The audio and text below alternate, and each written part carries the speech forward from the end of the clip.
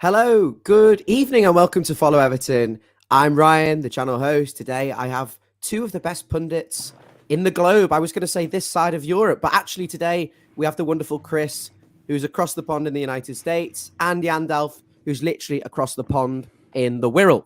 I was waiting to use that line. Pre-prepared. How are we both? Uh-oh. Dad jokes abound coming, I can see. We're good. It's amazing what happens and how you feel when you're not just stuck in the bottom three dungeon. So it's been a good couple of days. So we've gone from feeling utterly depressed and having nightmares and sleepless nights. And I can vouch personally that I have been in a foul mood before the Brentford game, wanting to snap at anything purely because of the position of Everton. And it really does drag you down. But it's amazing, as you say, Chris, what a few days can do to your mood. Jan, first of all, we've got to talk about it. A massive win on the weekend, really, where we should have been massively out of sight, but ended on clinging on for dear life in the end. Yeah, it was just a strange feeling. I mean, to get that goal within the first minute, to make positive signs, and we continued to play very, very well. We were on top for the majority of the game.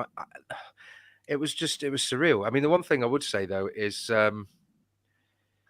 it's a handful sitting next to Jasmine. No, it was a really good game. And yeah, she's nice. Yeah. She's nice and quiet downstairs at the moment, sleeping. But when you're at the match with Jazz EFC, gets involved. Go on. And I don't know about what you guys thought. I think, and it might come up, I might be preempting and jumping the gun here, but I think the thing that really frustrated me was to see that we almost, as you say, lost control of the game, and ended up could have thrown away some points because I don't think we made any proactive substitutions early on, which was really frustrating for me. Not early on, but earlier than the last 5 or 10 minutes of the game.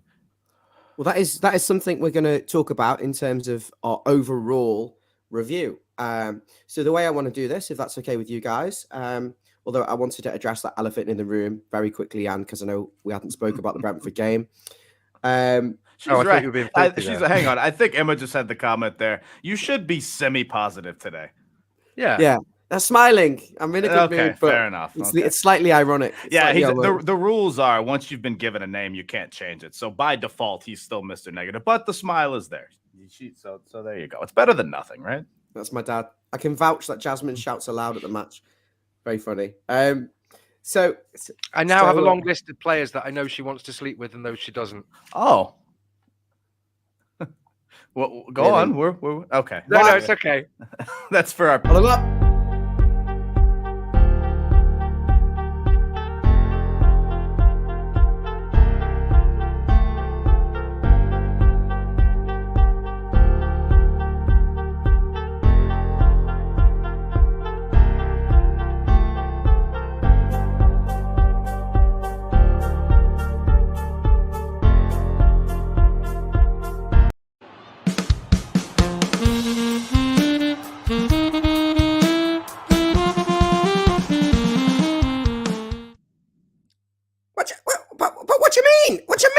Speaking with a Wobie. What you mean? What you mean? A Wobie. Not a Wobie. Surely not a Wobie. I'm sorry about that. It's funny how we both knew exactly what was going to happen in that moment. Coming back, we're going to have an argument. So I'm going back to really when Sean Dyche took over. It was against Arsenal. The first game was against Arsenal. We have fixtures to discuss. Arsenal, Liverpool, Leeds, Aston Villa, Arsenal again, Nottingham Forest, and of course, Brentford. Then we'll talk about a couple of the points that you've made in your preparational notes, which I imagine will be things like substitutions and game management. Write it down right now if you haven't already, because I think these are two very big topics. Yeah, Mr. Pen. I love the pen. Get that down. And any other sort of things that you think are like overarching topics that you can kind of discuss before we have a brief case look ahead at the next couple of games. So, shall we start? Oh, he was prepared. We thought. Oh, I love it. Very nice. Get in. Just for you, Chris. I love it. I should have had my flag handy, but of course I don't. But thank you very much. I love it. Much support. Hilarious. I thought he'd just turned up like he'd just come off the street. Even I put my Everton top on. Okay, so let's start with the appointment of Dyche. First game, 4th of February against Arsenal. Everton were really, really struggling. We'd just come on the back of not signing a single player in the transfer market. We were at an all-time low. We were, Tinsy Strider, low. We were feeling very, very bad. And we pulled out the bag and we got a 1-0 win. And you've got to say, I mean, this was a classic Everton sort of textbook. Oh, he's shaking his head. No. We didn't pull it out the bag. We played tremendously. Same thing. Well, no, I mean, but he's right too. We played what I thought was the best half that we've put together all season. I haven't seen them play better in the first half. You get 3 glorious chances, 2 coming from Calvert-Lewin, probably the best we've seen Calvert-Lewin in a very long time. Decore misses one right in the center. I think Onana missed one as well. I mean, we were all over Arsenal. And I know there's something to be said about a new manager bounce. Don't get me wrong, but that logic doesn't always apply when the team who's been the league leaders for nearly the entire season come into your ground. And it did. We made them look pedestrian, and it was a joy to watch. It was almost, I don't throw a lot of bets in. We were getting 6-1 to beat Arsenal. I was that tempted before the game to do it, and we came out and we're just sitting there like, where's this been for months? Is it really just that simple? And sure enough, obviously we get one early in the second half. We still have to play a little bit of defending, but for the most part, defense held their shape. That's one of my favorite games I've seen them play in a long time. Probably since, speaking of new manager, probably since Dunk had that game against Chelsea, whichever it was. I believe it was 3-1.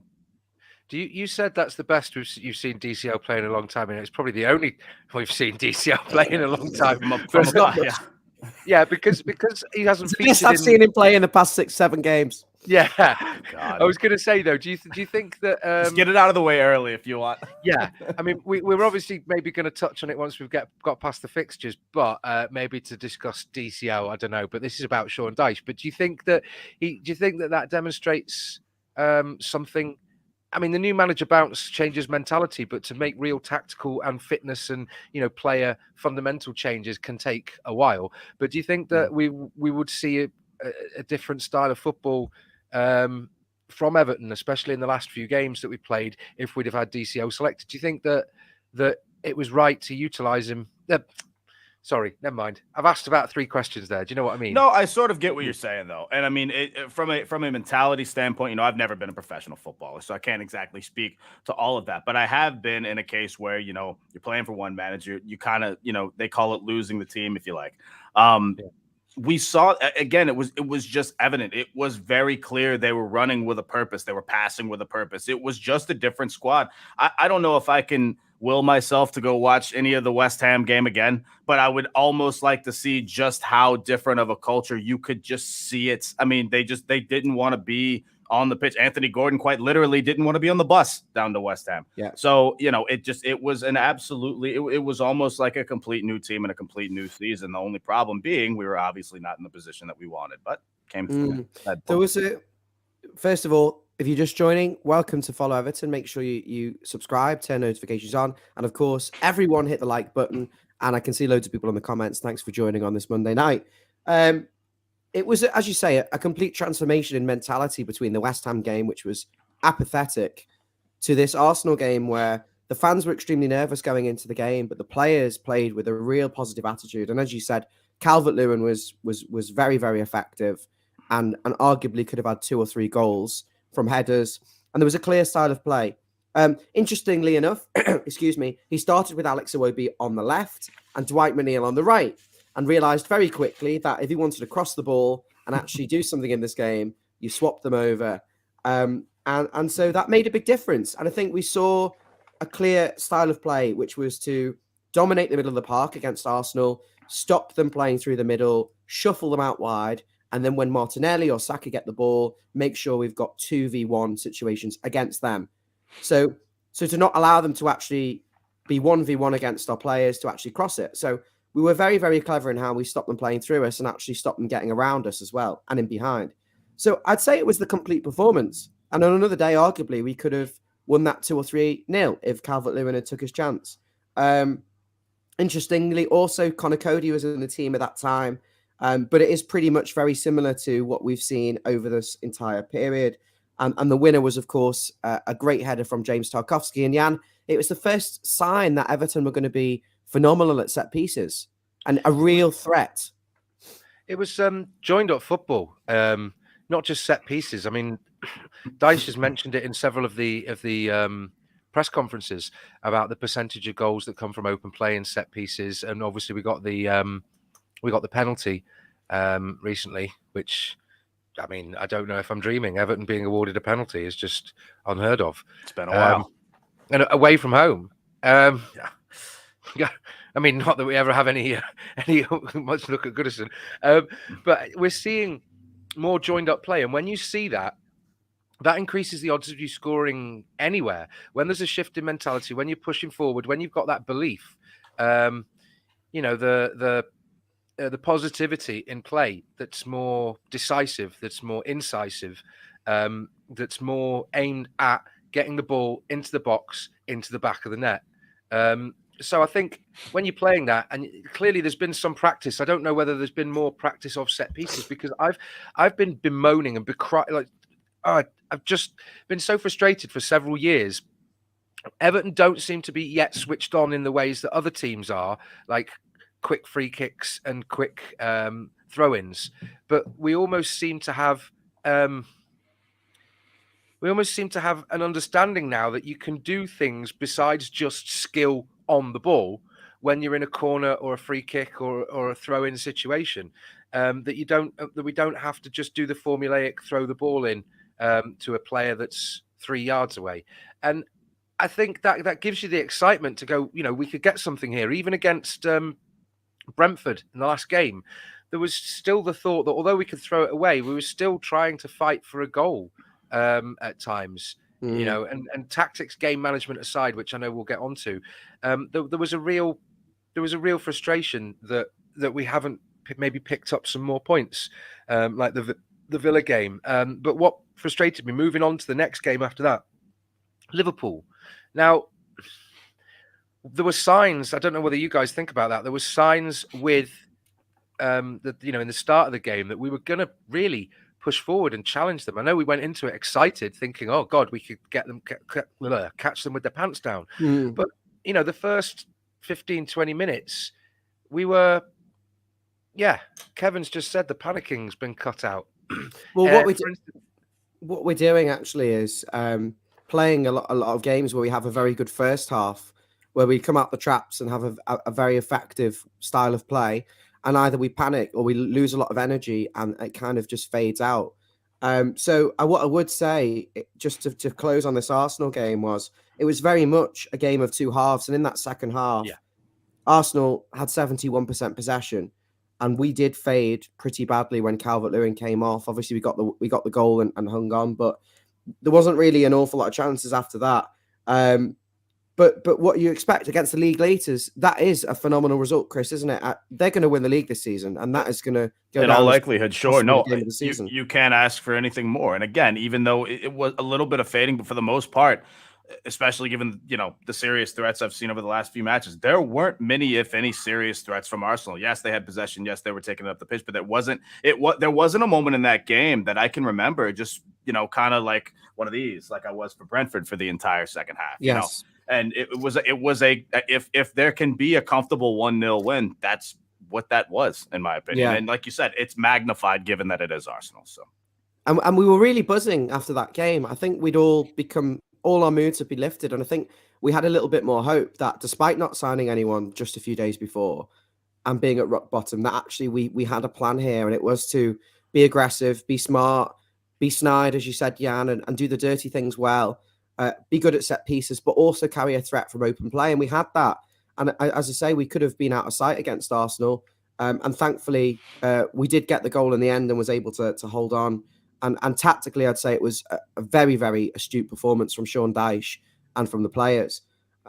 That being said, Jan, as you've just alluded to very briefly there, I just wanted to close off on Arsenal. But the the game at Liverpool was a non-event. It was pathetic, really, wasn't it? They didn't turn up at all. It was an opportunity wasted, is the way I see that. Because if at the start of the game someone told me we could have had 0-0, 1-1, 2-2, something like that, if we could have had a point there, I'd have been a little bit disappointed because I thought we could have, seeing, maybe deluding myself off the back of the contrast between, as you say, West Ham and Arsenal games. But to see the turnaround, you think, well, okay, so you're capable of doing that. And why can't you do that? I mean, we just saw the other day Liverpool throw it away against Bournemouth. Yeah. I mean, Liverpool are a very strange team. I mean, quite good at home, and then they are utterly garbage away from home. But hang on, because back then, before that match, their home form hadn't even been top tier. And that's what I think was a little bit more frustrating because they'd had a couple draws at home. They had lost to Leeds at home on a last minute goal. They should have lost to Wolves at home, arguably. So it was one of those where it was like, it felt like it did, a few years ago when we went in and won 2-0. It was like, if there's ever going to be a year, this is going to be the one. And so that made the coming out flat just that much more disappointing because it was like, what happened? Is it really just walking through these doors that gets in their heads? You start asking questions, especially coming off the Arsenal win. And it just made it all the more frustrating. I don't leave a lot of games early. That might actually be the only one that I've ever left early. The physical, yeah. I mean, you talk about this. Hang on, just bear with. We said that Liverpool had a bit of a weak side in a weak core in that midfield, and they had injuries. They didn't have Luis Diaz. They didn't have Diogo Jota. They didn't have their best players, and we were going there full of confidence, having just beaten the league leaders. We were thinking we were going to completely dominate that midfield and get aggressive, and then try and find a way to score. And even if we'd have got a 0-0, I disagree, and I think a 0-0 would have been a fine result for us. Yeah. Don't get me wrong. What I'm saying is I'd have been happy with the draw, but even if someone would have offered me a draw, I still would have thought, well, we've got a chance to steal all three, is what I meant by that. It's a good point. And he went with the experiment of Ellis Sims, Chris, because Calvert-Lewin was injured. I got told in a private message that it was 4 weeks. It's been 4 weeks, but it was kept quiet. We were strung along a little bit in the build-up to this game, saying he was touch and go.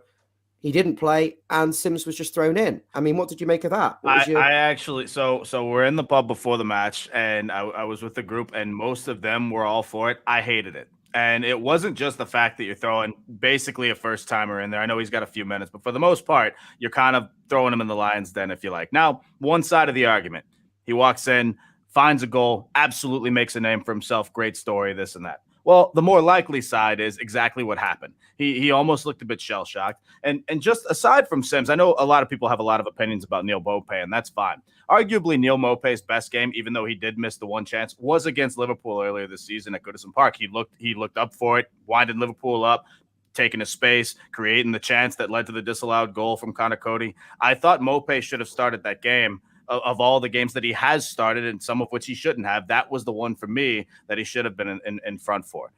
So I didn't agree with Sims going up front. I thought that there's, there's a couple arguments to it. Dyche showing confidence in a young lad. Okay, I can get that. You want him to feel positive, but from a tactical perspective, I didn't like it. Was he just coming out just on what Chris is saying? Yeah, Jan.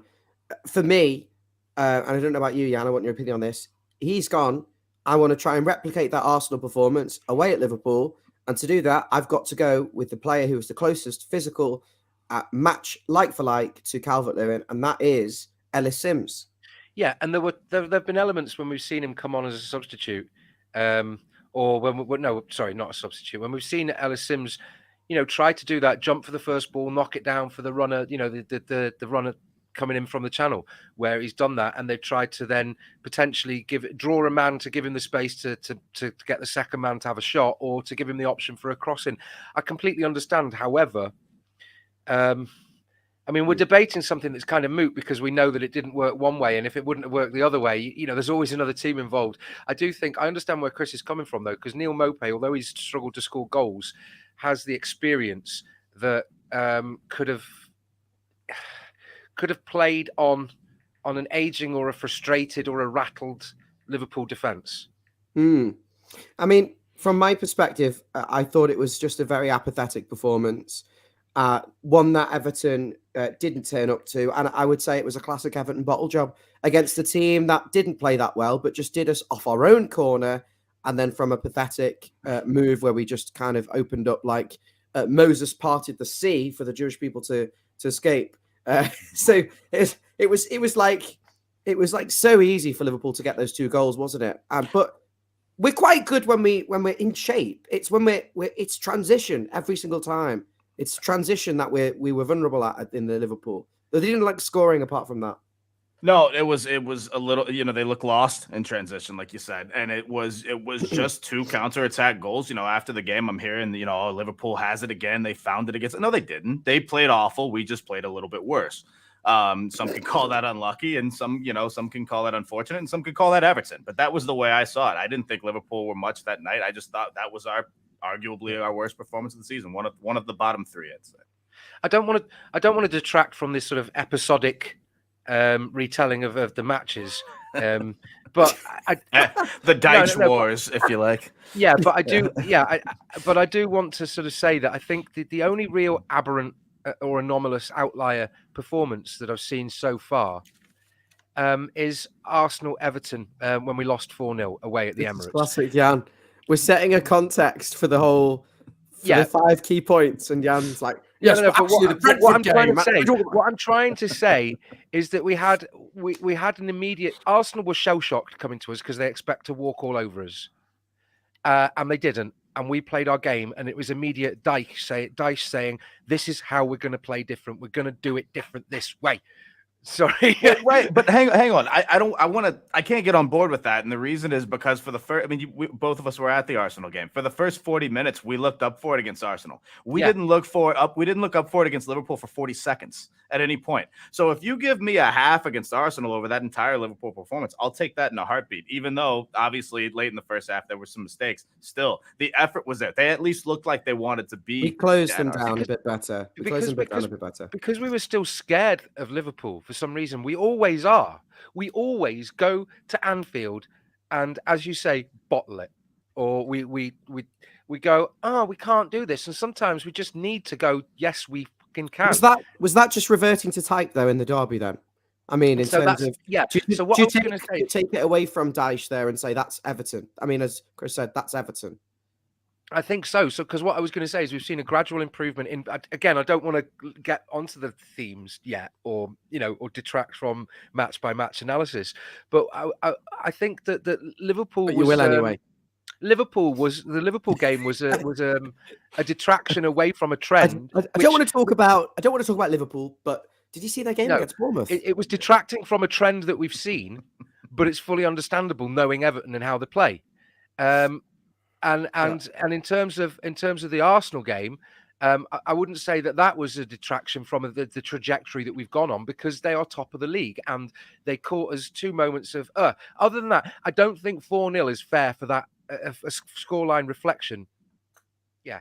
Anyway, look, I'll let you. Yeah, and they love it. They love it. No, it's brilliant. I mean, you're speaking sense, but I think it's very hard to judge something without. I mean, going through this. I mean, we had to put that out of our mind really quickly, didn't we? And it was the Leeds up next at Goodison. And this was just like sort of a game where you thought Leeds didn't have a shot on target. It was defensively a complete performance from Everton in terms of we did control the game. Leeds didn't really offer anything. Bamford looked like some kid who'd won a competition, who was completely dominated. They're really badly missing Rafinha. And I think it was for 45 minutes, for me, it was a case of get the goal. Where is the goal coming from? And unfortunately, it was again a huff and a puff and a lot of creativity. Even though it was Neil Maupay's turn, the third different striker to lead a front line, wasted quite a lot of opportunities in this game to go in. And at half time, I was thinking, where's the goal going to come from? And there it was, Seamus Coleman with goal of the season.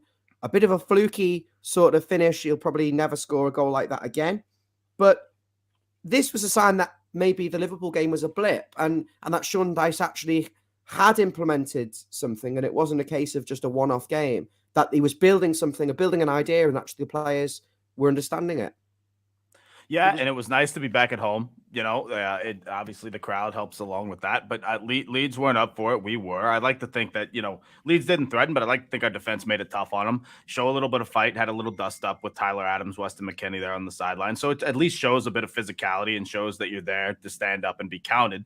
Mopé gets a late chance in the first half with a header cleared off the line. Tark has one cleared off the line right after that. So it took a while to get going, but at least you felt like at halftime, I at least felt like we were the better team. And I was, you worry, like we've said so many times before, that those missed chances will come back to haunt you. But I did think we were at least going to have a couple of more chances in the second half, and it proved right. Also, what was that keeper thinking? What's Meslier thinking playing off the line that much? I fully believe Seamus meant to shoot the ball. Don't get me wrong, but he's shell shocked on the 6-yard line. I don't know what he's doing playing. So there's nobody in the middle, but there's no one in the middle.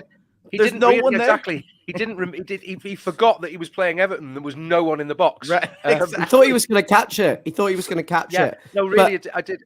I mean, I was just going to say, to add on from that, it seemed really strange that was a complete. I mean, it's a fantastic strike, and you could see that he meant to do it. He was like, "Fine, I'll have a go." Right. But it was the strangest goal to score, and to think that we threw away so many chances that was the shot that got the goal that decided the game. It was surreal.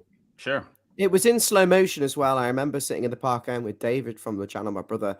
It was only when the net rippled.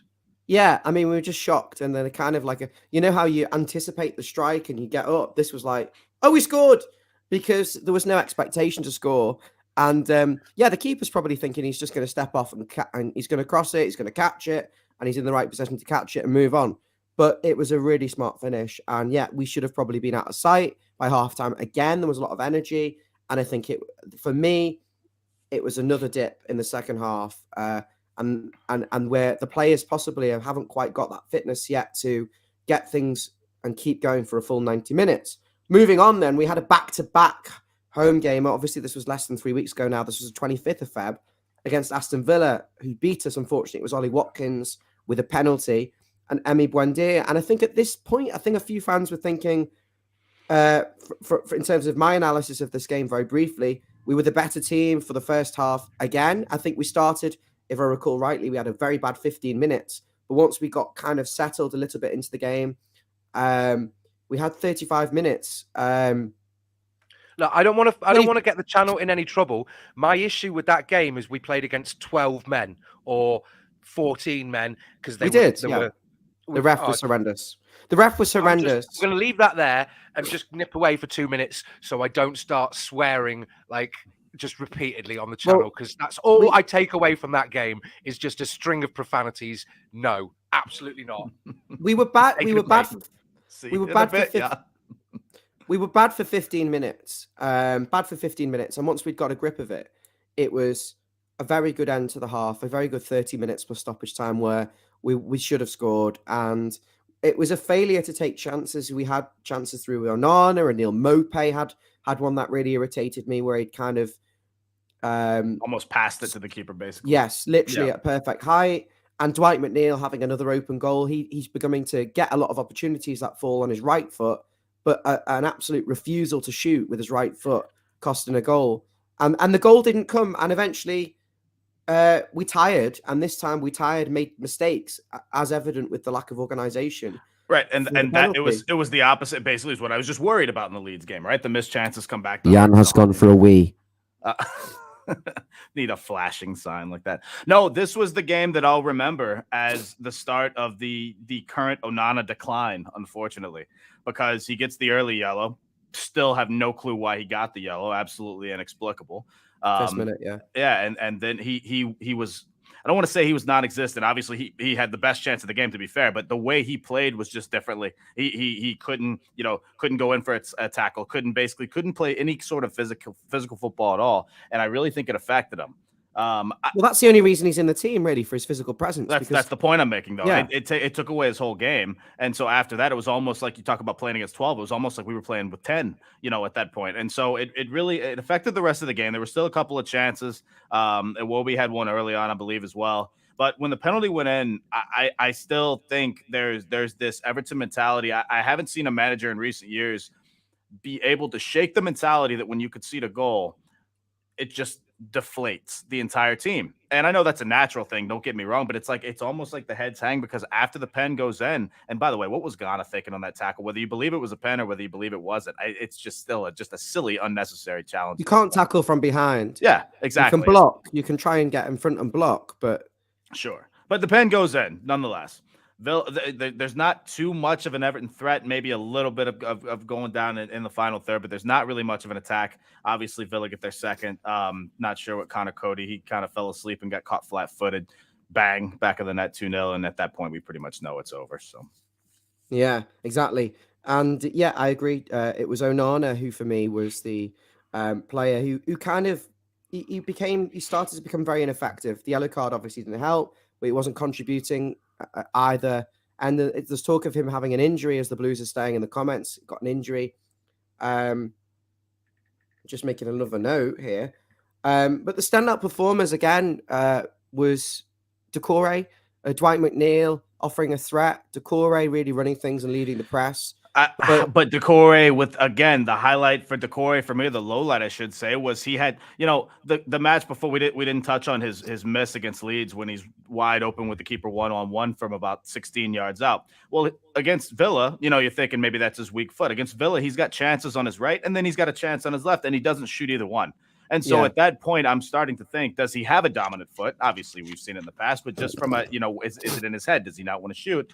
And that's what worried me the most. He looked great with the ball, in the midfield, but have a go, man. That's what Dyche wants you to do. He just, you'll never hear from me if you take a shot or if you're on the front foot or if you're trying to make something happen. And so that bugged me a little bit, that one from Doucouré. I left that one thinking that's a couple glorious chances missed, or at least not even attempted. A lack of conviction and possibly a lack of confidence, but I think Doucouré on the whole has been very good. And you're right, yeah, I think it did irritate us, the fact that Doucouré refusing to shoot, Dwight McNeil also refusing to shoot. And so we missed. Are we still talking about Villa? Yes. Sorry. Did you want to move on? Did you want to move on to Chelsea already? Go on. No, it's okay.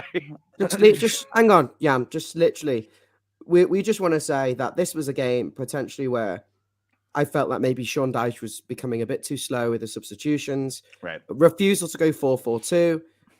The Connor Cody starting to show that actually maybe he isn't as good as we think he is.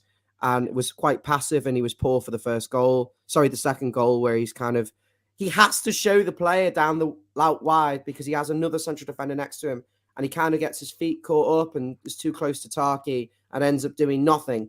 And it was a completely avoidable goal. And I think this was a turning point as well for the fans, where we're thinking, oh shit, actually we might go down. Well, we're not as good. And to your point, it's more than just the 2-0 score, because everything you just mentioned was the stuff that we were actually worrying about, the lack of subs. Do we even have the quality of players to help us stay up, against even a mid-table side like Villa, who you should be, putting a performance against at home, especially missing chances and things like that. And so that made it a little bit more worrisome, not to mention the teams that we needed to lose all didn't lose that weekend. So we go from this big, hey, we're out of the bottom three against Leeds. 1 week later, we're just directly back in because everyone around us kept winning. And so that was an awful day all around. I think I was thinking at this point that we were probably going to get relegated because of these things. And I don't care about the ref. I think on the context of it, we still should have scored. We still should have made things happen of our own account. The finishing was poor. The substitutions were poor. Some of the individual performances are dropped. And other teams were showing that they're not as bad as we thought. So it was a concern. I've said very early on in the season that there's the top few teams. I mean, Chelsea, what are they doing down where they are? It's a discussion point. It doesn't mean that they don't justify it. But there seems to be a lot more parity between the teams where we can't rely on Norwich or just some teams just doing nothing and hemorrhaging points and being firmly ensconced in the bottom three. I mean, just look yesterday. Okay, so United played for 3/4 of the match without Casemiro, but Southampton. Don't. Yeah, I'm just. Your brain is wandering off like a fish. Arsenal. The next game was the Arsenal game. We had to play on Wednesday. So if you thought you were miserable enough after the Aston Villa game, we had to go again against Arsenal. I know you were both there, so I'm going to shift this straight over to you. But as you said, Chris, 40 minutes did okay. A couple of counterattacks we didn't really we attacked like a bunch of granddads running through. It was so slow. Just wasted. Slow, exactly. Not much to it, not much creativity. It's just a matter of we happen to have blue shirts and they don't have as many red shirts, but other than that, there was nothing there. And after missing those, you almost felt like something bad was coming. I mean, you almost felt it brewing. And it's a class finish by Saka for the first goal, to be sure. The second one, I'm not sure what Ghana's thinking. I still can't really figure that out. He's had a couple of just brain lapses this season, and that was one of them. Do you not think that when you touch on that, we have seen a couple of instances where Ghana Gay has been maybe culpable for a mistake, but as Dyche points out, again, I'm not just piggybacking on a sentiment here. It's something that I've pointed out that when we have a tactic and a style of play of a linchpin defensive player, and we've got caught on a transition or a counter, kind of very quick attack, and we're on the back foot, and they split us by going through a channel or overlapping a man and drawing us out, and then transitioning play diagonally or across the field. That we rely on somebody like Ghana Gay, somebody in that position, and in this instance, Ghana Gay, getting 100% of it right. And if he doesn't, then that opens up the gap for someone to come in and be free to run in and have a shot one-on-one with the goalie, or to take a shot, create a yard and curl it around him. And I think that's just exactly what happened. I don't, although it's his fault, I don't necessarily blame him. Does that make sense? To an extent, yes. I think my only counter to that is, that is the job that you've been given. That is the task that you've been giving. So, you get a lot of praise for doing things well. And so when things don't go your way, it's just natural to obviously have some blame and responsibility. Now, I think for that one, and again, the goal against Brighton as well, when you've got a little bit of time to make something happen, it's not a one-touch pass. You've got the ball under your feet. You're on the dribble. That one's got to be right. The Brighton one's significantly worse. Don't get me wrong. But the Arsenal one, I thought, I don't think there's much excuse for that other than it happens. It's not the end of the world. Don't get me wrong. But it's just one of those you have to get right. What we're going to do actually, after we've only got 2 more games, is I want to rate the players individually, and I think I want to talk about some tactics, some substitutions, and how he's conducted the press and generally that sort of stuff. But this Arsenal game, for me, you talked about the individual mistakes that we made. 2 poor goals. Again, Michael Keane kind of caught the wrong side, didn't mark Saka, even though he's the right-sided centre-back and was on the left.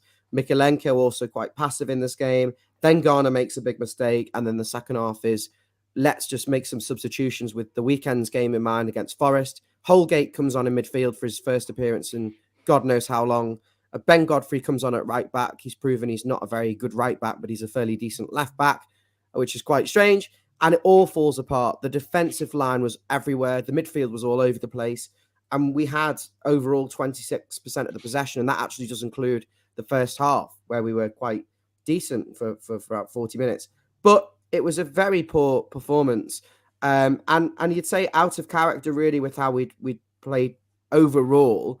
And then we moved into this Forest game where I was at the Forest game, and I felt from the first minute onwards, I had an air of confidence within me that we were going to get a result, probably a win. And unfortunately, I think for me, if it was to just summarize this very quickly, it would be not making a substitution at 70, 75 minutes, when I could see that Onana was again anonymous for the 3rd or 4th game running. Decore was blowing steam out of his backside. He was that exhausted. And Gray was in the team for the first time, and he was knackered. And so the press wasn't there. Not Forest could build through momentum, and the midfield was tired, and it was too slow. And the second goal, the equaliser for Forest, comes from the fact that we are lethargic and we are exhausted at this point. The direct result of lethargy, direct result of their 3 subs and fresh legs that they got on the pitch. The fact that I've rarely been more just angry, especially after a draw, than I was after that one, because it was just dead clear. Gray's first match in a while. Gray's on a yellow on 56 minutes. Gray's looking over to the bench on 62 minutes. Just where's the sub? Where's the sub? We have 2 capable subs in Mope and Sims, and if they're not capable, then why are they on the bench? It's at least someone that could get up there and just actually be there, not make mistakes, just actually be fresh. And it just, because even if you don't have a first team player, but which arguably we do in Mope, and certainly in we've got the promise of Sims, but they're strikers.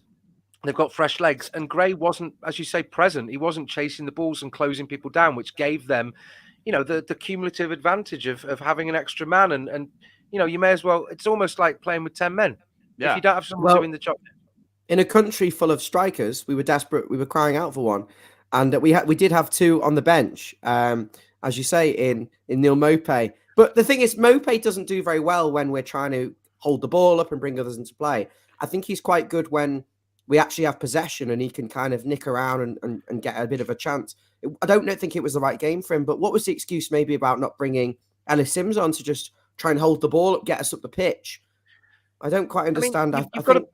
You've got to bear in mind as well that, I think we threw that game away from a position of strength. And in the Premier League, when you don't score enough goals, bear in mind, up until this point, we haven't been scoring Aston Villa.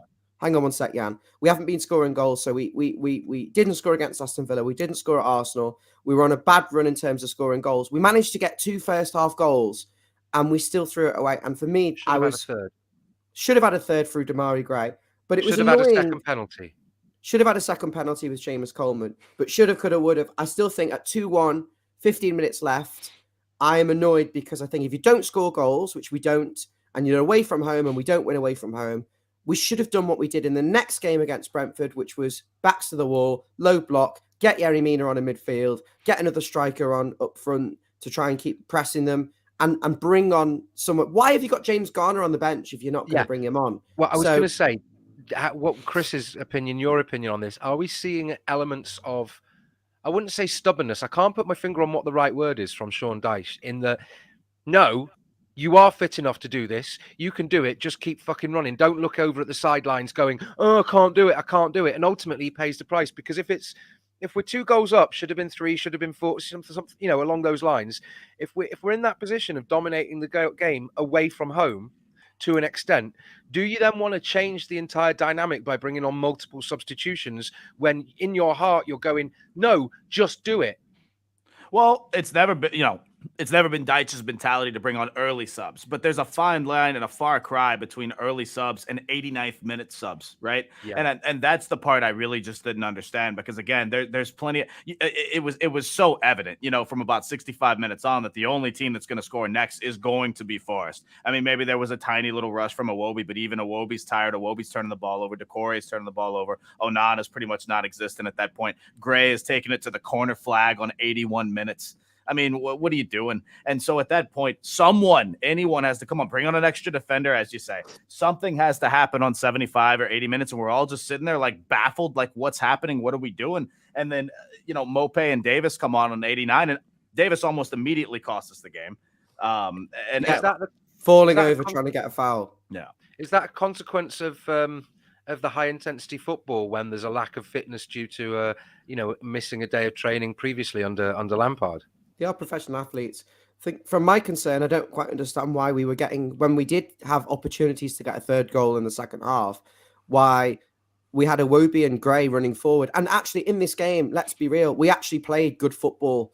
This was one of the best away performances of the season, where we actually passed to players in our blue shirt and kept it and had a pattern of play, because we didn't have a focal point number 9, but we had a fluid number 9. And overall, we were effective. But in that second half, when we had chances to counterattack, we would kind of, like you said with Damari Gray, he's in behind them and he's running to the corner flag. He's not.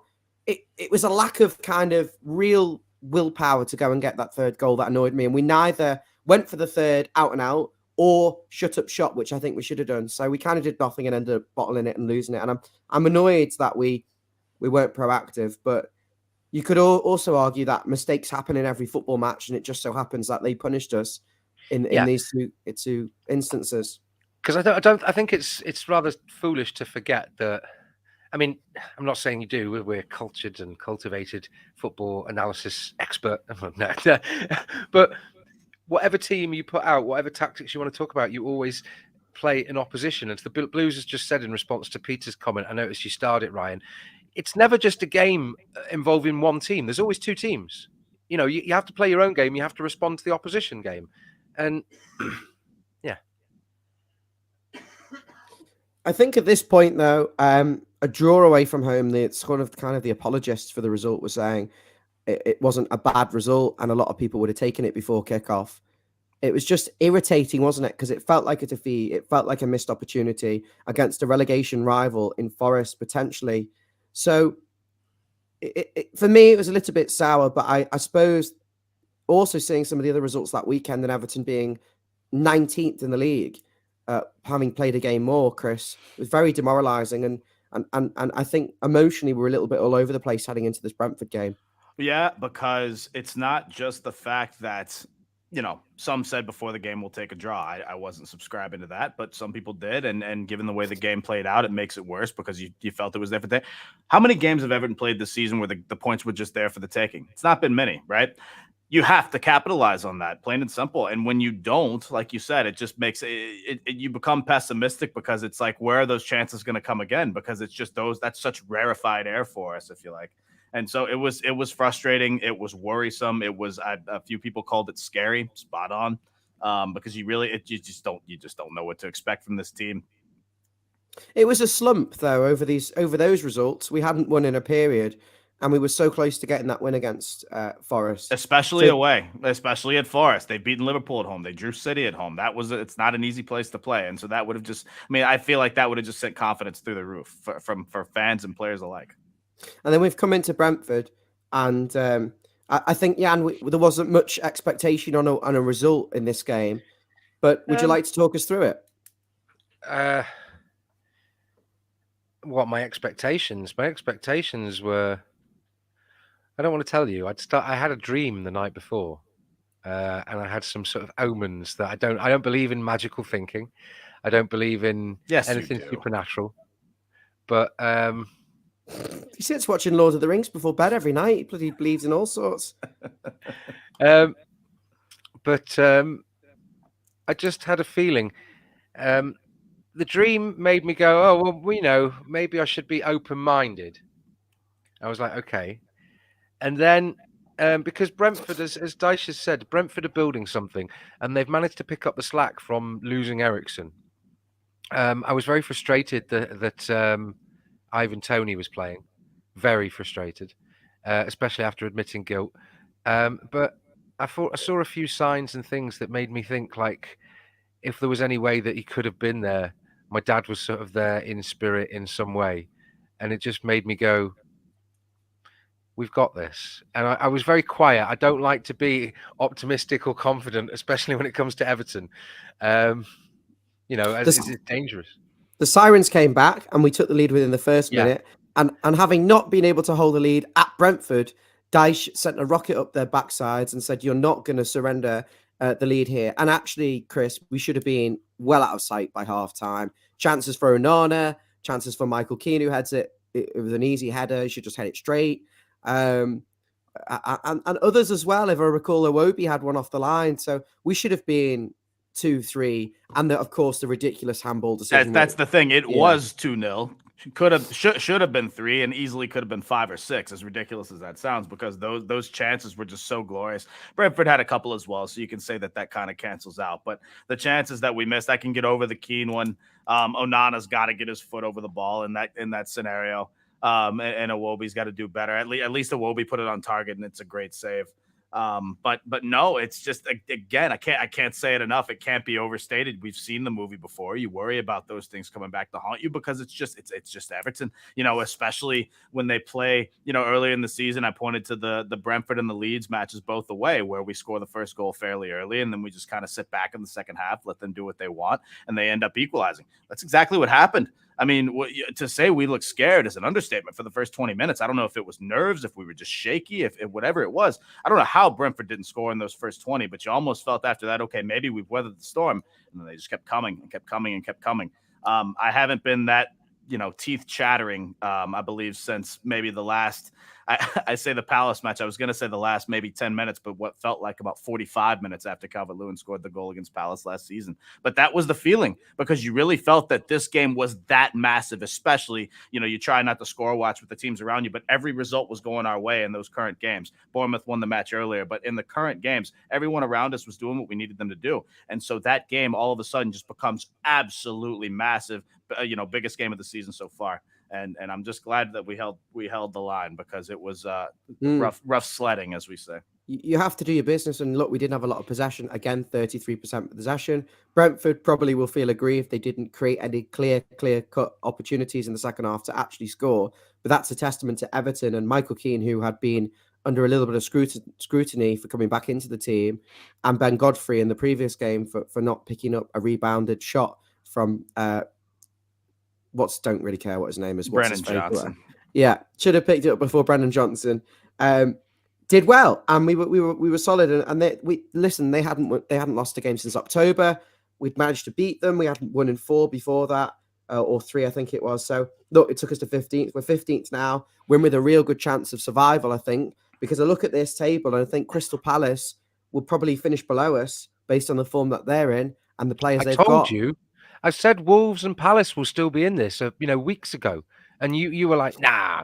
Oh, I got laughed at for saying Palace was going to be dragged into this weeks ago. 291 minutes without a shot on target for Crystal Palace right now. That is an abominable statistic.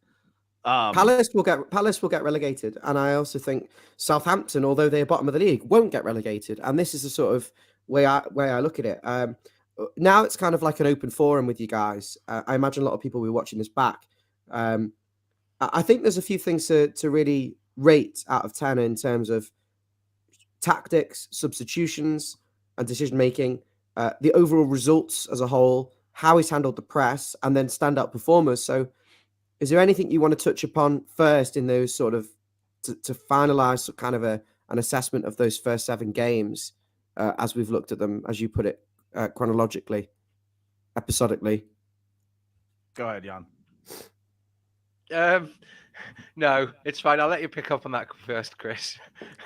I was just putting together a list of player ratings here, which I guess okay, that's fine. I can kind of do on the fly. But no, what I was gonna say, you can't sit here and say there's no element of positivity. There's no element of hope. I mean, it was I'm not gonna say it was a new low, because I can't forget the lows that we had last season. But this season under Lampard and the way we were going and just the complete lethargy of the performances we were putting in. I mean, what do you say? Like, you're waiting for them to turn it around. They just won't. They can't score a goal. They don't even look like they want to be there. When they do score first, like we did against Wolves and Southampton, it ends in disaster in just inexplicable fashion. And it's just like, if you can't beat those teams, who are you going to beat? There was no confidence whatsoever. Go ahead. Sorry, I was just going to say I was very surprised that, I know maybe it's the letters and the rule of the game, but sometimes there seems to be some strange anomalous leeway given. That I know that the letter of the law says that because it hit, well, I've not seen anything conclusive, hit Gray's hand for the second goal against Brentford, by the way. No, it didn't hit his hand. It's just well, that's what I was wondering. I thought it hit his chest. The refs have been a complete disgrace against us. We've gone the longest without a player getting sent off against us. Every 50-50 decision goes against us. We are victimized, I'd say, in terms of refereeing decisions, and we should have had 2 penalties, as you say. Forest and the Brentford VAR is outrageous. It's not a clear and obvious error. There's no conclusive angle that suggests it hit him in the chest and actually in the hand. And for me, it was a bad decision, but thankfully it didn't cost us. But how much smoke do you need before it adds up to a fire that is basically they want to see us relegated? They've already apologised to us before for bad decisions. How I see this period in terms of, I've felt quite depressed as an Evertonian, because it got to the point where it was, where are the wins? Where are the consistent wins going to come from? And it looked like a huge... coming from? Where are the goals coming from? Any goal, yeah. Yeah, a tall order, because, as I've said multiple times, there isn't a standout terrible team in this league, like a Norwich or a Sunderland or a, that was quickly becoming Everton. We were the standout terrible team. Yeah. After the losses to Southampton and Wolves, because that was just what it was. It was like, who are we going to play? Oh, we have Everton next week. Oh, that's 3 points in the bag. No matter who you were. West Ham, Bournemouth beats us twice in a week. It was just embarrassing. The stat came out with all of these teams have 1 win and 11, and they're all against Everton or whatever it was. It's just ridiculous. I mean, if as we've discussed before, if we hadn't just lost to Wolves and Leicester and West Ham and Bournemouth and Southampton all at home, and just at least got a draw, we'd be way up the league. We would be flying. We'd probably be 11th with Aston Villa, possibly even top 10. So you're right. Yeah, but if you look at the next, like 9 fixtures, it's conceivable that's a lot. that we could still be, 9 fixtures. It's conceivable that we could get 9 points if we don't get Yeah, hang on, Jan. Hang on. Sorry. You are right with that though. We need to switch names here. Mr. Negatives moved to the middle. Yeah, I'm trying to. I was going through this period from my own personal sake, thinking, bloody hell, we are. Even though we were the poor team before that, we were still on a bad run. We'd only beaten Aston Villa, and we'd only beaten Leeds and Arsenal, and we've been pretty.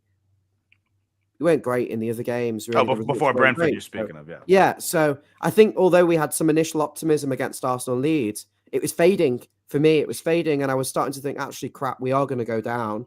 And now I think we've got a good chance because there's a lot of teams kind of as bad as us or as good as us, whichever way you want to look at it. Jan, okay, so how would you say Sean Dyche has done with his tactics in these 7 games? Well, we've seen a lot less playing it across the back for 2 minutes at a time before we try and play it to a midfielder who then passes it back to the defence. There's been a lot more decisive play and link up between the various stages of the pitch. Is it a simplification? Is it as Mr. Blue Sky says it? Is this down to a simplification? I'm not a trained football tactician, manager, coach, anything like that. So I don't know whether you'd call it simple tactics. To me, it's gone from absolutely no tactics to having some kind of mutual understanding of the players and their positions. Plan. That's it. You know, that's where the word simple comes in, because it's literally just having a clue. That's all it is. Frank's mentality and his clue was, hey, let's just keep going and let's go get it. And let's hope for the best and let's clear it up and hopefully one goes in. That's what it was. I mean, his tactical lack of prowess was just exposed so much this year. And I think that was the most frustrating thing. There were no adjustments. And I think that's why a couple of the players had kind of just had enough, and Doucouré coming back. A lot of people don't really speak of that, Doucouré and Frank kind of having a go and then Doucouré being told to train alone. We didn't have Doucouré for about a month or whatever it was. Then all of a sudden he comes back in. It's almost like a new signing that we haven't seen in a while under this new manager Dyche. And he's been fantastic, as you said. It's almost like, well, I could make a joke about Jean-Philippe Gbamin, but, let's not. The joke kind of writes itself, doesn't it? He simplified it. He brought a plan, and it was clear that we do play a bit more long ball, but actually we also play through the thirds. We cross it, and we get a lot more players into the box. Now we don't just have the one and maybe one other. We have midfield. The midfield 3 has to get forward. The wingers have to get forward if they're on the back post, and the fullbacks can also get into the box. So I love it, and I also really like the set pieces. I think these are more lofted. They go in swung quite far to the back post, and they don't have a lot of pace on them, and it just relies on our stronger, more physicality to head it in. And I think tactically, simplifying it and playing to the players' strengths and getting more numbers forward and being more aggressive and tenacious, it's been positive. So I would actually give him quite a high score. And actually, I'd say even in the games where we didn't win against Arsenal, the Arsenal away game and the Liverpool away game sucked. But the Aston Villa game and the Forest game, even though we didn't get good results, I felt we were nearly there. I think Villa was just an unlucky one where we should have got the goal in the first half. We ran out of steam. I wasn't overly worried in terms of the performance as an individual game. I was more worried because of the mess and the fate that was PGMOL wasn't on our side. Jan, you can say whatever you want about refs. We're not regulated. We're sorry. Yeah. Go ahead. It's appalling. I don't want to sit here and waste my own time and energy because it's not going to change it. Something that Mr. Yandalf, the moaning Viking poet, that co-hosts an Everton channel, is not going to say something that the pundits are already thinking, that other fans are already thinking or agreeing.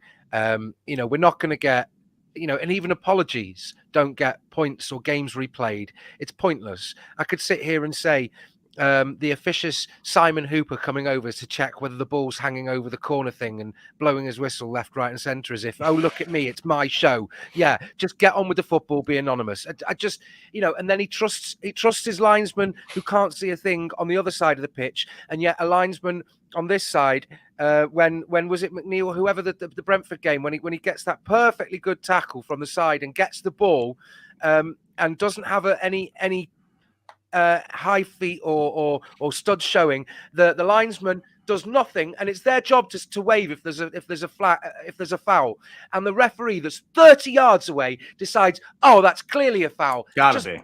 Fuck off.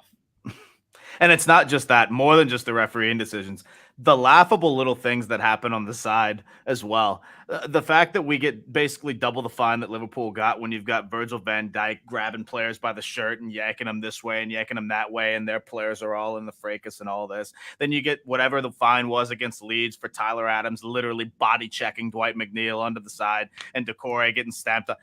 It's just I try Tarkowski making no contact going over the touchline, the other player jumping over him and falling over and getting a yellow card. Joke. I try not to be one of the ref blamer or whatever it is, but all I'm going to say is it sometimes can turn you into a conspiracy theorist, especially when you're watching it firsthand every week. To quote a meme that's been doing the rounds on the internet lately, the dildo of life rarely comes lubricated. Put the kids to bed, everybody. Yeah, I mean, that was a great answer to a question about tactics. Sorry, the tactics have been a lot better. Yes, there's been simple, there's been play. We've had pivotal players. We'll edit that in post. That's a great answer. Yeah, yeah, but there's been some great. Who are the pivotal players then tactically? What's Sean Dyche trying to do? Well, he's trying to make sure that okay, you know, at times if you get a play and you've got your back to play, it's the overlapping play. It's the quick thinking of knowing that awareness of the players around you playing. I know it might sound simple tactics. It's the stuff that you teach kids: triangles, overlapping. And I'm not on about pivotal players in a match or the tactics of a game, but a pivot in terms of the ball goes to you, it comes back, then that player acts as a pivot there while the other one's running on, and someone comes back to do the same thing, and you give and go. It's A, B, A, B, C, C, B, C, B, A. It's. Chris, can you elaborate on that for me? Yeah, I've written a bit of this down, and I'll get to all the player ratings in a bit. My two pivotal ones, the obvious one being Dwight McNeil, a completely different player under Dyche. Whether it's effort, whether it's tactics, whether it's he just doesn't stop. Tactics. What does he want him to do? Why is he important to his tactics? Well, he's important because he actually has a plan to get in the box, even though everyone on the planet knows he's going to his left foot. It still happens. And so, if that's going to be what's going to create a chance, then by all means, keep going for it. And that's what he's done. He's kept them, on. I don't believe McNeil's been subbed off, unless I'm mistaken, in the last few games. He's kept them on the whole time, and he's absolutely created offensive chances. Decore is another one. You put him in the midfield, actually getting some. What's that, Jan? Sorry. Maybe once he came off. I can't, but sorry, yeah. Yeah, no, not he's definitely never come off in a pivotal spot, put it that way, because we've absolutely needed him on the pitch. Decore, great creativity in the midfield as well. Like I said before, we haven't seen him for a long time until Dyche got here and brought him back into the squad. And then an interesting one's been Michael Keane, because I was one of the ones that was kind of saying this experiment hasn't worked out, because to that point, honestly, it really hadn't. But he's had his best game in a long time against Brentford. So at this point, it's hashtag trust in Dyche, because, I'm going to say the guy knows what he's doing, and we just have to roll with that. Is the only thing really he's been changing and maybe chopping and changing to experiment with is the front number 9 and possibly the Cody and Keane conundrum? To an extent, I'm not sure why it took him so long to bring Damari Gray on, but whatever, we'll move past that. To me, that experiment, I should say, has absolutely worked. We saw it early against Forest. There was just some simple creativity, something we haven't seen from the number 9 up front in a long time, at least not from any, good. If you actually look at the goal we scored where McNeil scores, if Iwobi passes to Decore, if Decore could actually do a reverse pass into Gray, who's running in, and he would have just slotted it. So he's making good runs, Damari Gray. I think you're giving way too much credit for us actually being able to finish on a regular basis. But yeah, no, that would have been fine. But I still think the pass to Corey made McNeil had a lot of space and all that. But it is Gray applying the pressure to start that entire sequence in general. So I think Gray's up for it. I think, honestly, Gray might be one of those players that kind of responds to a little bit of adversity, because by not seeing any first team minutes for a few of those games, I wonder if it's developed kind of a chip on the shoulder for Demarai Gray, because before that, he was kind of looked as one of those players that's going to have to provide the creativity. We saw it against Man City. We've seen it before where not a lot of players will take it up with that just desire and that pace and the ability to actually put it in the net. And not be scared to shoot. So you wonder if that's kind of lit a fire under Demarai Gray. I hope it has, and I hope we keep seeing it. Brilliant, Chris. I heard it was more to do with his fitness, not meeting the benchmarks. Maybe. I think tactically, Doucouré has been good in terms of Dyche. You getting something out of Doucouré in terms of being able to press. If you actually look at Brentford, it was pretty much a 4-4-2 with Doucouré right up alongside Demarai Gray. Jan, sorry, what do you want to say? Yeah, I was going to say that in terms of also a player's improvement, well, maybe it's how he's fitting into the game. People have said that Onana's carrying an injury. People have said he's missed a few chances, and they're right. Or at least I can't speak to the first, but I would suspect it. And the second one, absolutely, because he's had some opportunities. But forgive me. I'll apologize for offending anybody watching and for you guys. But well, I won't apologize to you guys. You can. I've been impressed with Onana's trajectory and improvement and gradual growth into the team. I mean, to jump right in and to be Onana. I'll let you two battle this one out, because I know Ryan has strong feelings on this. Yeah, he does. And I'm just throwing it out there. He's not been good for 4 games, and I don't know what he does. Okay, you say he's not been good. He's been very, very good at using his body to block players off, to get his feet stuck in, to make some very good tackles. And just because we're expecting wonderful things from him, okay, he's not been 100%. He's been a passenger for weeks. No. If you compare him with Doucouré, no. I see what you did there. Oh, no.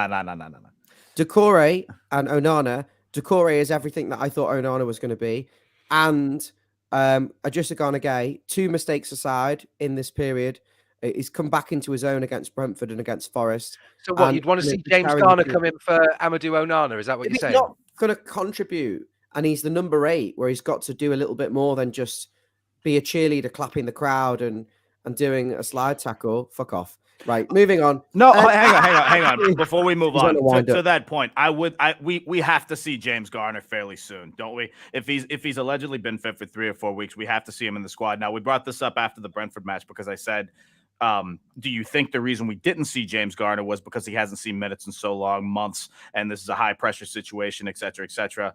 I can see that. I can get on board with that to an extent. But if he's on the bench and he's fit and we're very short on players, we have to see James Garner very soon, plain and simple, because he's got to contribute to this team. I mean, we need contributors. God forbid we go down with 1 or 2 more injuries that we've been lucky to not have in the last few weeks. But if that were to happen, who's going to step up? Is that going to be the time when it's desperate? Are we going to see Davis starting? I mean, we have to have some other players in the squad. No, please not. Onana is playing clearly with an injury, and also the risk of 2-match suspension if he gets booked. I think 2 more times. 2 more times, yeah. Yeah. So, I mean, for me, I think before April, or is that for the end of the season?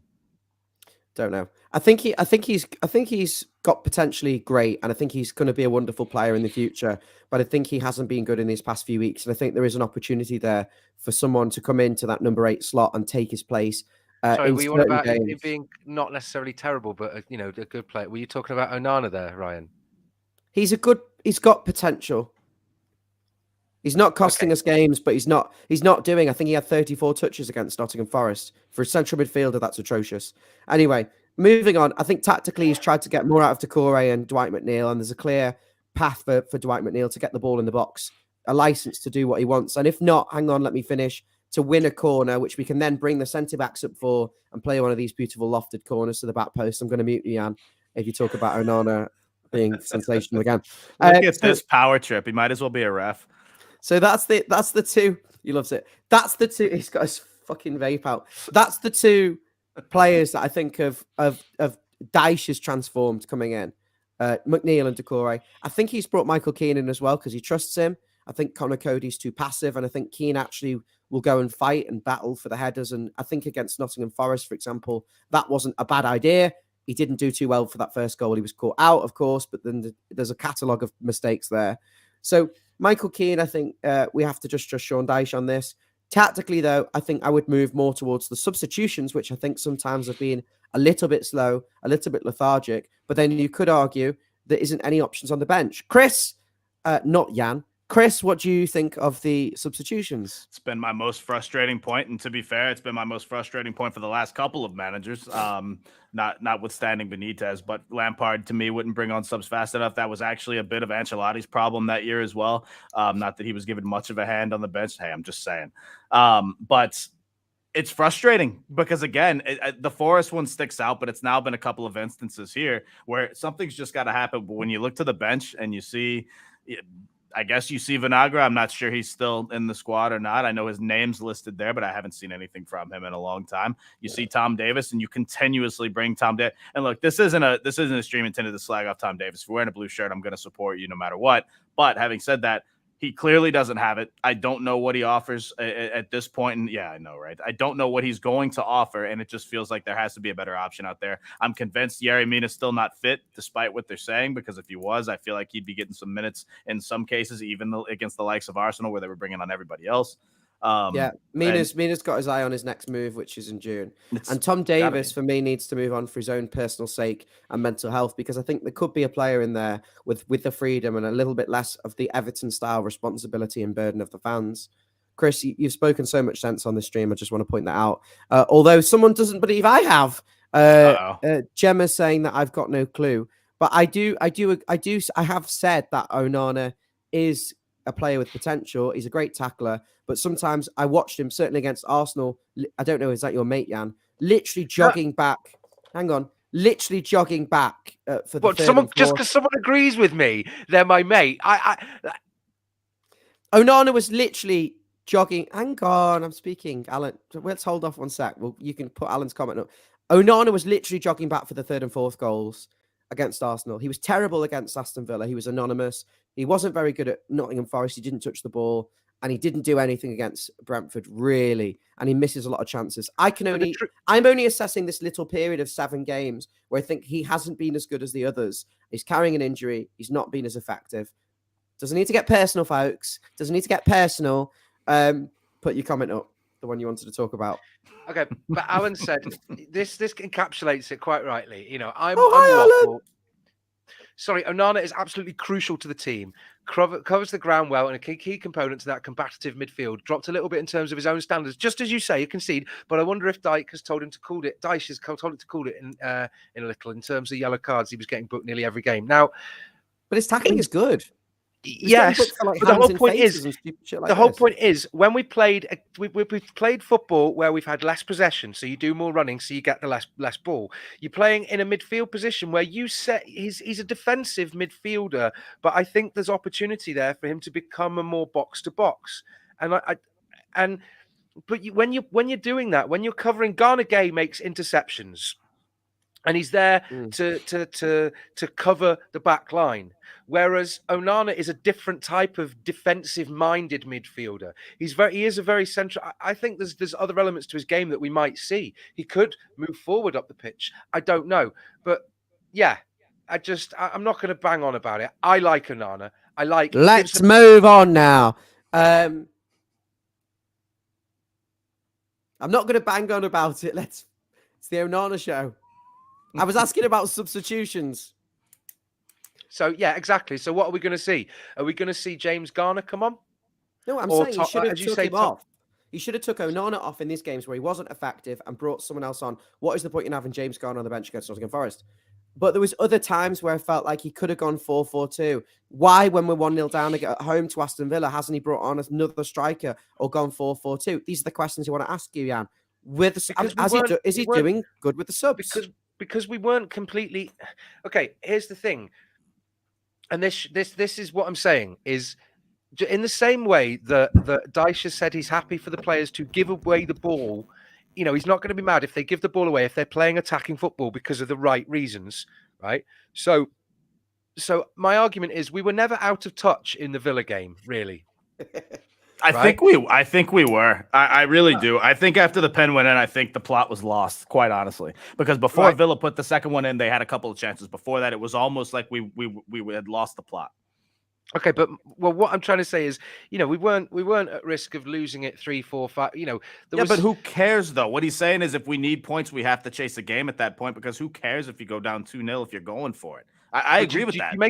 Do you make a substitution based on the scoreline or based on the team on the pitch? A little bit, because those two don't always mean the same thing. Yeah, but in that match they did. That's what I'm saying. Like you go down one again. I'm trying to bring myself back to the early parts of the second half. There wasn't a ton of creativity. We had the Mopé chance that was cleared off the line, right?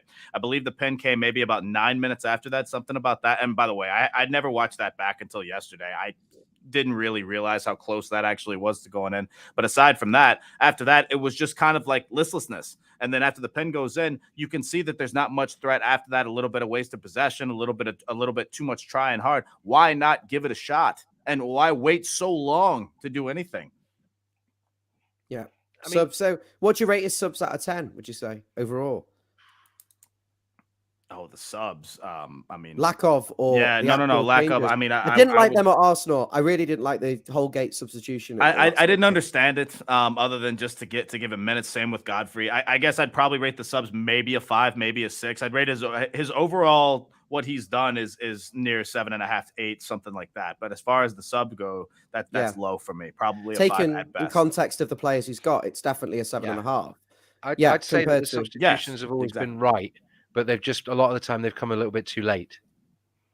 Or too slow or non-existent. Yeah. They've been slow. And I mean, sometimes it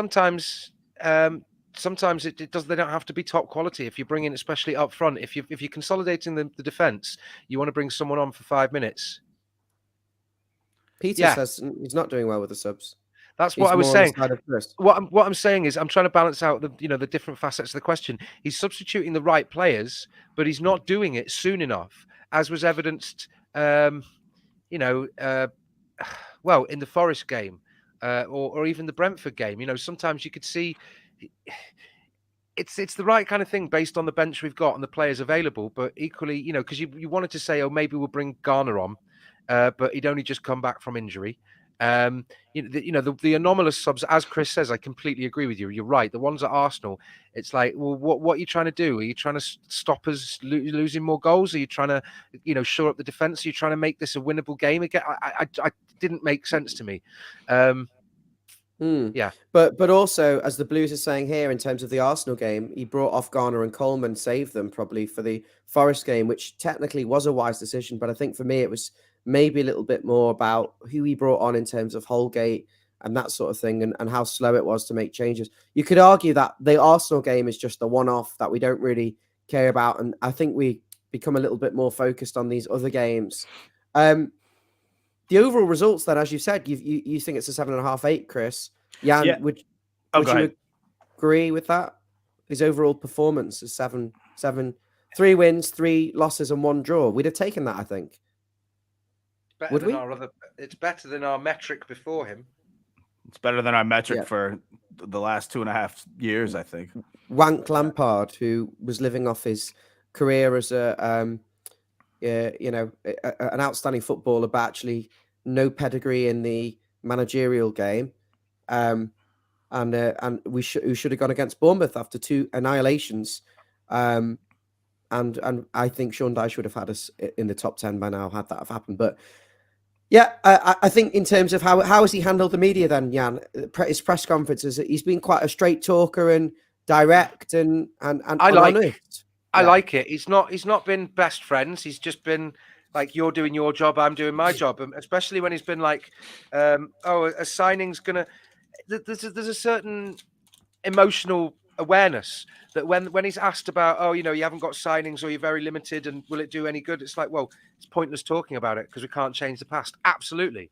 I love that. That is my favorite thing about him. We're moving on with the players that we have here. Some people don't like that. And I really don't see why, because what else would you want from your manager than to be proactive and still confidence in the players he has, especially the young ones, and move forward. I thought everything that Dyche said to the media, including the stuff he said about DCL, spot on, top notch. That would be a 10 out of 10 in my book. So that actually helps his overall rating for me, because all he does to me is appear to be a professional manager who wants the best out of his squad and wants the squad to work hard and absolutely fight for the shirt. To me, I don't know what else you can ask for. And he's not undermining the confidence of the players he's got by saying, oh, yeah, we should have got this and we should have got that. Exactly, yeah. He says we have good players here. That's what he said the entire time. And he's proven it because he's experimented with a few different players to see what their likes are. He's met with every player individually, from what I'm told. Got the Corey back in the squad, given everyone a fresh start, because this is a new regime. I love everything he's done in terms of the media and honestly behind the scenes as well, whether it's going to scout other matches or whatever the case. I love everything he's done so far,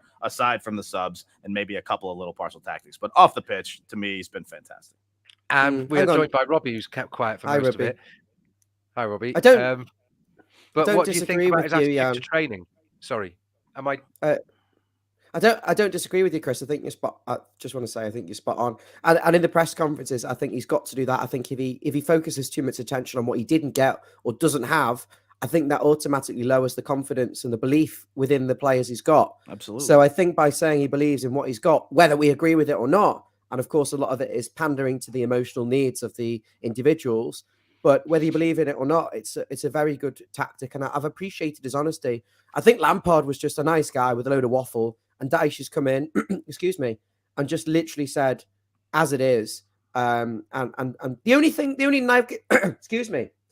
slight negative thing about the the only slight negative money messes.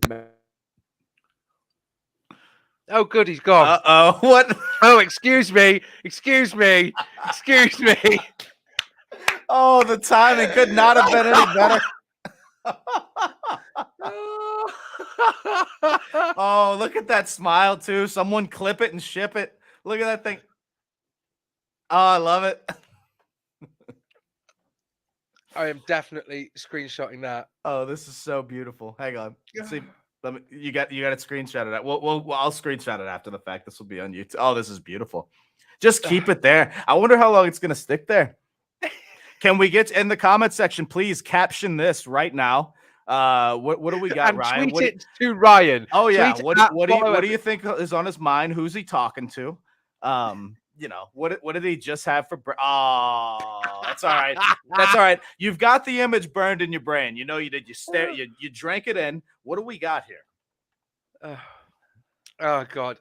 I don't know what his plan for the rest of the video was, Chris. Probably tactics.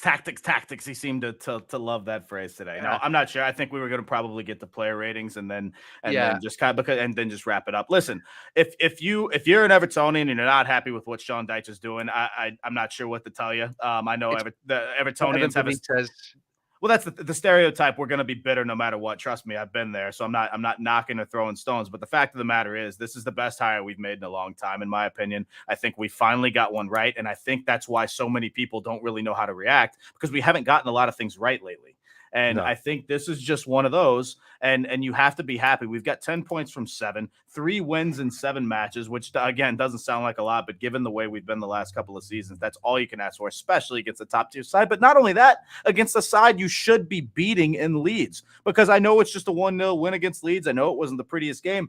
I really don't want to make you go watch the Southampton and the Wolves matches again, but just go turn on about 30 seconds of that and tell me that you wouldn't just snap anybody's hand off for a comfortable 1-0 win. Yeah, because certainly we're going to, we've got some difficult games, but he's back.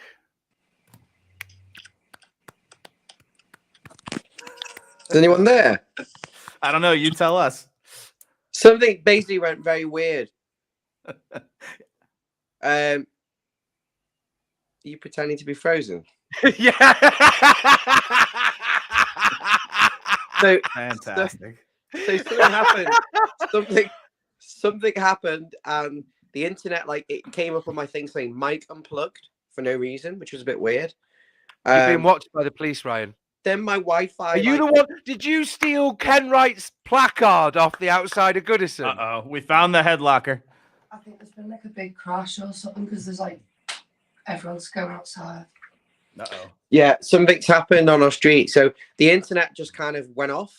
The microphone disconnected, which was obviously got nothing to do with the internet.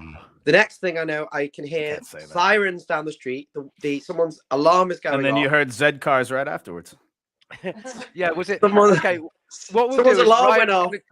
I am in no position. I just wanted to say that the only thing I didn't agree with the Dyche press conferences was when he lied about Calvert-Lewin. That was all. But I don't think he lied. I don't think he necessarily lied. People can be set back on their path to recovery. Let me ask you this, because we knew this was going to happen. This along for weeks. Hang on.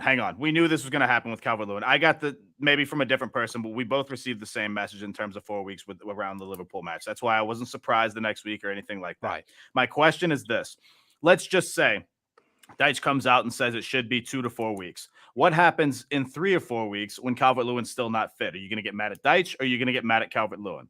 And that's what I want, because again, I loved when he said, if we keep doing the same thing, it's just the definition of madness or the definition of insanity or whatever it is. Maybe the previous 2 regimes got it wrong with Calvert-Lewin. And again, I'm not trying to spark a debate on whether you think it's an injury, whether you think it's a mental thing. I don't care. What I'm saying is he's not available. He hasn't been available. We all want him to be available. So let him heal and let him get it right. Yeah, we're guessing in the dark when we're not doctors, we're not Calvert-Lewin, and we're not people working closely with him, even though people might be. There might be, based on this injury, this is the expected time frame back. It could be that that's the main injury and he's got something else. It could be that he's taking a slower path to recovery because of previous injuries. It could be that the injury is setting him back on his recovery back to full health, and you don't want to exacerbate it, because the last thing you want, if we're desperate to have DCL starting for us regularly, the last thing you want to do is jeopardize that and have him 1 game in, 4 games out, and only playing 2 or 3 games by the end of the season. It might 100%. Be worth risk. Yeah. Right. Okay. Ryan's gone. Ryan's back. We can talk sense about DCL. It's tough when Ryan's around. He's not his biggest support. I can't even say that. He wants him just like we want him to be fit. He wants him to be well. I'm not going to deny that. He's frustrated, like a lot of us are, in what seems to be a lack of transparency. I'm on the other side. I'm in the minority in the sense that I don't necessarily need the transparency. I don't need them to tell us exactly what the injury is and exactly when he'll be back. I'm just hoping he comes back, because obviously he's a difference maker and someone we could use in a positive way. That goes without saying. On that note, I'm going to go walk the dog before it gets too cold and late. No, you're not. I've still got 7 things to talk about. Yeah, so I'm talking about. Who else is jumping into this? We were meant to have everybody on the bloody team popping in. Well, you can fight it out with them. You can make a comment. Actually, there's no excuse. There's 10 bloody people on this channel now, including Chris. They'll be turning up for the bloody box later on, but I can't get them to turn up for a stream. No, actually, I don't think it helps to have different people jumping in. It disrupts the flow of something like this when we've covered certain things. Plus, there's a lot of talking over and things. Go ahead. Yeah, Chris, I think you've done extremely well. Let us know in the comments. Do you like Chris? Even though he's American. Yeah, I think he's great, and your setup's fantastic, and you've got really good opinions. And I definitely think you could be potentially hosting streams for us in the future. I think you could definitely do something like that. My mood is lifted definitely in terms of how I am as an Evertonian at the moment. I think we're on the up in terms of this result's proof that we can grind out a result when we're backs against the walls. We've got a massive game against Chelsea on the weekend. I don't think Chelsea are that good. I think yes, they've won a few games, but they're not the Chelsea that you'd of old. And I think we have to go there with a positive mindset. And I'd take a point now at Chelsea, and I'd be very happy with that. And I think that would continue a good run of sort of the points that we're heading for at the moment. How are you feeling, guys? Do you think at the moment, based on the evidence of the first 7 games, we're going to stay in the league? That's my final question. Who's taking this? I'll take it. That's fine. Yes, I know. I absolutely do. I think we finally got. You were off camera for a bit, but what I was saying was I think we finally got one right in terms of a manager hire. I think he's actually getting the best out of the squad. I think the squad want to play for him, and more importantly, for each other. And so I think we're finally in a decent position. And I'm optimistic going into the last couple of months. Thank you, Chris, for coming on and providing some insight and helping us with this. And Jan, thank you very much as well. the Blues are saying you were looking over to the subs bench for Amy or Amy or what? Maybe someone else, a current member or probably not an ex-member, but we haven't rated your subs yet, Ryan. Bert Troutman. I don't think so. Not true, but the German one, the keeper, the Man City keeper that played with a broken neck. Jan, would you like to close the show? The last question. How do you think we're going to do? I don't really know, because the next 9 games we could get 7-9 points if we play really terribly and stuff goes against us. Equally, if we play really well and bring the fight, we could get 15. How many games are left? Well, no, I'm just saying from the 11, next 9 games, because I just tried to say. Okay, here's a question for you.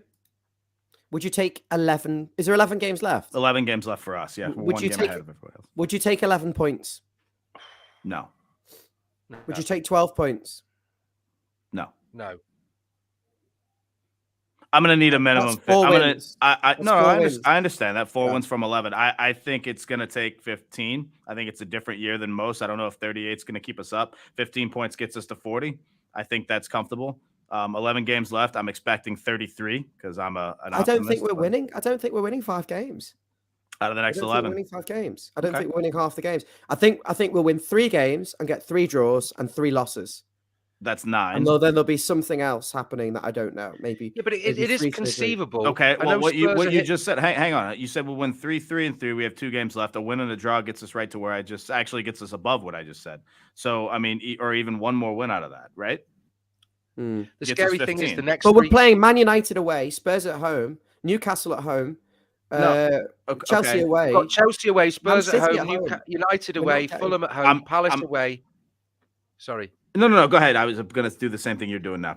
Chelsea away, Spurs at home, United away. I'll carry on, but it's conceivable that if stuff goes against us and we don't have DCL fit, we could see no points from those next 3 games. Yeah, but I'm gonna go the opposite. I'm not fully optimistic about the Chelsea match. Just full transparency. I think we can. The Spurs are one of the most inconsistent teams this year. I think we absolutely could get a draw or even a win at that at home. I'm not intimidated by the fact that they're up top of the table. We just beat Arsenal at home. We beat Brentford at home. They're in the higher end as well. I think we'll be finding at Spurs at home. United away is going to be an interesting one. They're not exactly on top form right now. Fulham at home, more than capable. Is Casemiro still going to be banned?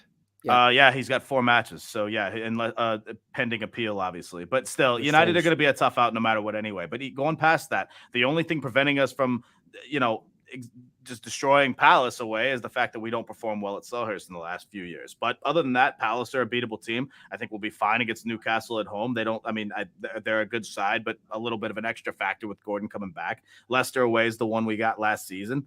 After that, it's going to get a little bit tough. Brighton away is going to obviously be tough. City come to Brighton are better away than at home, aren't they? But then they've it's still Brighton. I worry about Brighton. That's a side that I think is in very good form at the moment. Wolves away is going to be interesting. That one I think could go either way. Who knows if that is that after the City game? Yeah, Wolves is the penultimate game right after the City game. Bournemouth is the last match. Bournemouth at home is the last one, and then Wolves before that away at the Molineux. Who knows where Wolves are going to be in the table? Who knows where we're going to be at the table? I think you spot on. The fans are going to need a big 11th games, and the atmosphere at Goodison wasn't great up until the Brentford game. I think Arsenal was good, but it was a little bit flat against Leeds and Villa because I think the mood was quite somber. I think it improved definitely against Brentford, although I wasn't there. That's from what I've been told by multiple sources who were at the game. With the introduction of some flags and the sirens, the home games are massive. Sirens gets people up for it. We're going to need, basically, if we can show the same form over those games, I believe over the course of a season, based on his first 7 matches as manager, would see you on around 54 points, which most seasons would see you 10th, 11th or 9th in the league. So although we are chasing our tail, I still think there's a good opportunity here. And I would be looking to finish about 12th. I think Crystal Palace will get relegated. I think they'll get sucked into it. I think Wolves will have enough. I think West Ham will find a way. But I think Leeds, and I also think Nottingham Forest are quite vulnerable at the moment. There's definitely no clear answers. There's no clear answers. But look, you've got a lot of teams that don't score goals. Wolves don't score goals. Crystal Palace don't score goals. West Ham don't score goals unless it's a pen. So there's opportunities here. I'm not writing this off, but I am thinking Chelsea away, I'd happily snap your hand off for a point. I'd probably snatch your hand off for a point against Man United away, and then I'd probably take a point at home to Spurs. Although I was going to say 4 points. 4 points from the next 3 games would be okay with me. I'm okay with that too. I would obviously like more, but I think a win and a draw in the next 3 is more than okay. And I genuinely think the win might come at home against Spurs. I really, especially given the fact that Spurs still have the pressure of Liverpool and Newcastle chasing them from behind, even Brighton to an extent. I mean, Spurs have shown before that they're not exactly the greatest at holding these positions when they're in a position. It's so Everton that you can get a player who doesn't score for 2 years and he'll score against us. You'll get a team that haven't won a game away from home in like 18 months and they'll beat us. You know what I mean? Spurs. Yeah, but look at the last couple seasons as well. We've performed. Yeah, right. We've performed well against Spurs at home the last couple of seasons, and even before that, I think the COVID year, I think we had the cup win and the win away against Spurs. We drew 2-2. We drew 0-0. I think it was last season when we had the dodgy the pen that was called and then overturned. I want to say that was last season. We've done okay against Spurs. It's not like they've come and just run us over when they've been good at us. I feel not good nailed on though. Chris, that's nailed on for Richarlison to come. And yeah, score I understand that, but his first goal for Spurs, and then he'll like sit on the floor and start crying or something. That's fair. I can't argue with that. We've seen that movie before. But listen, I'm not as pessimistic about the Spurs game as others, I guess, because I've seen us come. I've seen good teams come into Goodison. I've seen us perform as well. They lost to Wolves at home. Spurs. They lost to Wolves away. Yeah. Sorry, that's what I meant. The Chelsea take a point. Spurs, we probably should be targeting that for a win, because they are flaky and they're not as good as we think. United, I'd take a point. I'd probably take 3 from 3 if I had to be pessimistic, which could be winning one of them and losing 2. But it's the same as 3 draws in a way. We've got to beat Fulham at home. Palace away. We've got to win that game. If we beat, they're the 2 winnable fixtures. Newcastle again at home. They're not as good as they were earlier in the season. Leicester away. Do not get beat to Leicester. Brighton away. It's going to be really difficult. City at home. These are, mate, honestly. That's why I said as much as difficult fixtures. Yeah, but as much as I said before, from the next 9 fixtures, ignoring Wolves and Bournemouth, because I think that how those go, like you say, anyone or all these teams are playing differently, and they can be win or lose, or anyone can beat anyone.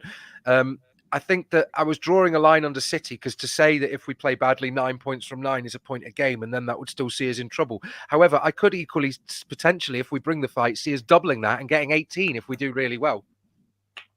Everton that.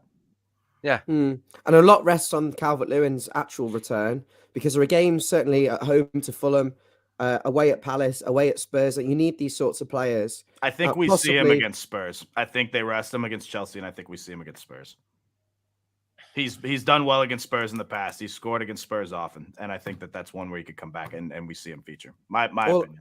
All I'm going to say is the Mr. Positive in me will see Everton safe on the 13th of May at home to Man City. We'll beat them 1-0. The league will be done for City already by that point, and they'll be focusing on the Champions League final that they'll get to. And Wolves game will be meaningless. We'll play a load of kids. And against Bournemouth will already be down, and we'll have a party and win 7-0. And that will be the end of the season. All right, you heard it here first. I can't get that bold, but we'll see. No, I'm not that positive. Believe me, I'm starting to think this is a difficult run, and it probably would take 12 points. If we go down, would you stick with Dyche to see us back up? Based on the evidence of the first 7, yes. But also look at what Burnley have done. Now they've changed manager. They've got away from that, and they've evolved, and they look like they're going to be a real force. Yeah, but that's one example, though. You know. What would you say, Chris? I say we're not going down, so the question's irrelevant. But yes, I would stick with Dyche. Chris, no, would you? Go ahead. Let's let Chris end the show, because he's done very well. All right, let's see. I haven't been prepped for this, but pull it down. Pull it down. You've been waiting to do it. You've been waiting to do it. You've been waiting to do it. That's why. Everyone, thanks for joining us today. As always, like, subscribe, share, love. We appreciate your support, and we hope you tell a friend. And we'll see you next time. I believe it's going to be Thursday for some pre-match analysis against Chelsea. And as we always say, up the fucking Toffees. Thank you, Chris. Brilliant.